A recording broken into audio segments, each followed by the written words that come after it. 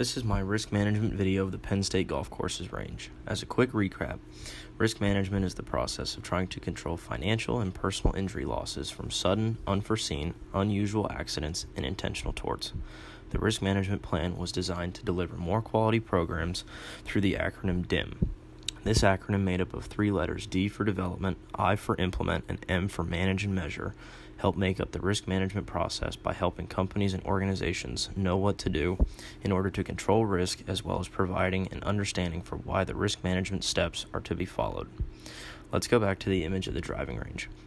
Some quick background information on this facility. It is used by the men's and women's golf team, PGM, which is professional golf management, and the public. The range is approximately 300 yards long from the forward teeing area to the forward teeing area of the back of the range, including an additional 20 yards to the areas in the back.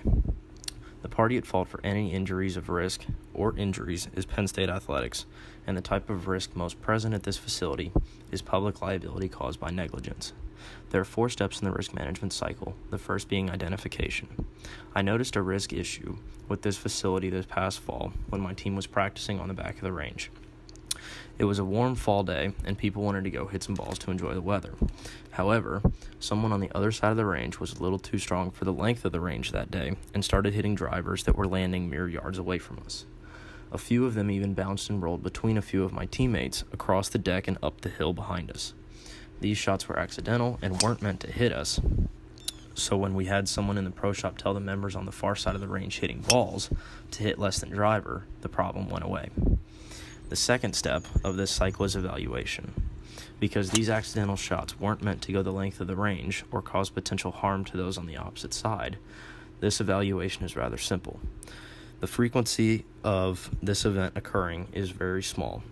It usually occurs only during the warm months, so between August and September, and April and May, where the ball is traveling further than normal and bouncing because the ground is very firm. The severity, on the other hand, of this event can vary. If a person gets hit by a ball on the fly, the damage can be rather severe, either causing broken bones, cracked skulls, internal bleeding, etc., or a person can get hit by a ball that is bouncing off the ground or rolling, which usually causes less damage, so you may get some bruising, some stingers, or other minor injuries. The third step in this cycle is treatment. For a risk with a lower frequency and a medium to low loss in dollars to the responsible party, the treatment that best suits this facility is a retention or reduction strategy. A few ways to change this risk would be to reduce the risk by lengthening the distance of the range. However, this would cost the university a sizable dollar amount and would be less likely to occur. The other strategy that could work would be to put up posted signs around the range saying no shots are to be hit more than 270 yards, basically eliminating the use of drivers, or by giving people a certain area to hit the ball if it will go more than 270 yards. Personally, I know I like to hit drivers when I practice, so I would prefer the latter option of having a 270-yard window. And lastly, the final part of this cycle is implementation. In order to implement this policy correctly, there should be a ranger on the range at all times to monitor those who hit drivers and make sure they are hitting balls into the correct location. In terms of people knowing where to hit it, there should be signs posted at all times on the hitting areas designating that the northwest section of the range is for driver use only.